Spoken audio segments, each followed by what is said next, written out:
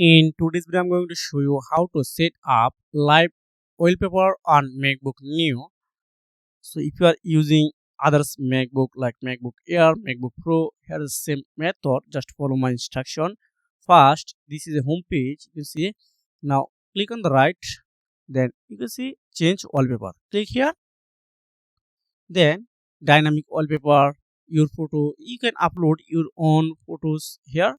From here, you can click and choose from your computer as a landscape, cityscape, and underwater. You can set up anyone. For example, I want to set up its underwater because all the wallpaper are live. So for example, this one, just you need to download first. Wow, you can see it's already set up processing. So I need to wait few seconds for this completed.